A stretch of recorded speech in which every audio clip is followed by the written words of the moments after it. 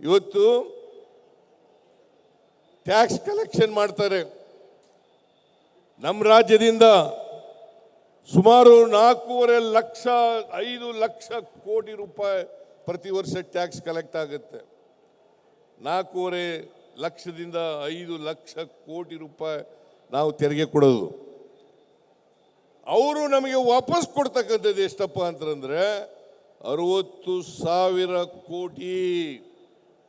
ಅಂದರೆ 1 ರೂಪಾಯಿ ನಾವು ತೆರಿಗೆ ಕೊಟ್ಟರೆ ನಮಗೆ ಬರ್ತಕ್ಕಂಥದ್ದು ಕೇವಲ 13 ಪೈಸೆಗಳು ಮಾತ್ರ. ಇದು ನ್ಯಾಯನಾ? ಇದು ನ್ಯಾಯನಾ? ಇದನ್ನ ಸಹಿಸ್ಕೋಬೇಕಾ? ನಾವು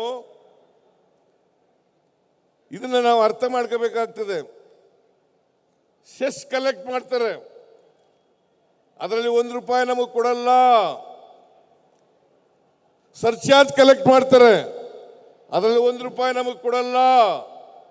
ಎಲ್ಲನೂ ನಾವು ಕೊಡಬೇಕು, ಅವ್ರ ಹತ್ರ ಗ್ವಾಗರಿಬೇಕು. ಅನೌನ್ಸ್ ಮಾಡಿದ್ದು ಕೂಡ ಕೊಡಲ್ಲ. 15ನೇ ಹಣಕಾಸಿನ ಆಯೋಗದಲ್ಲಿ ಹೇಳಿದ್ರು,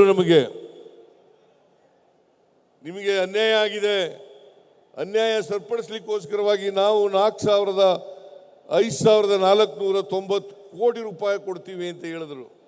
ಆದರೆ ಕೊಡ್ಲಿಲ್ಲ ಇವತ್ತಿನವರಿಗೆ. ಪೆರಿಫೆರಲ್ ರಿಂಗ್ ರೋಡ್ಗೆ, ಬೆಂಗಳೂರಿನ ಪೆರಿಫೆರಲ್ ರಿಂಗ್ ರೋಡ್ಗೆ 3,000 ಕೋಟಿ ರೂಪಾಯಿ ಕೊಡ್ತೀವಿ ಅಂದ್ರು. ಇವತ್ತಿನವರೆಗೂ 1 ಪೈಸೆ ಕೊಡಲಿಲ್ಲ.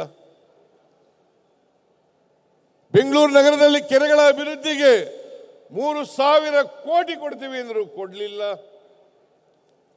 ಅಷ್ಟೇ ಅಲ್ಲ, ನಿರ್ಮಲಾ ಸೀತಾರಾಮನ್ ಅವರು ಬಜೆಟ್ನಲ್ಲಿ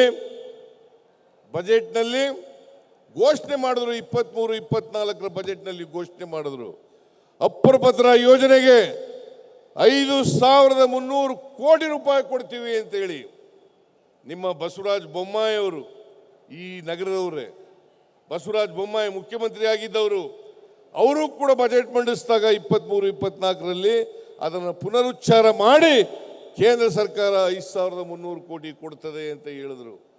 ಇವತ್ತಿನವರಿಗೆ 1 ರೂಪಾಯಿ ಕೊಡಲಿಲ್ಲ. ಅದು ಬಜೆಟ್ನಲ್ಲಿ ಹೇಳಿದ್ದು.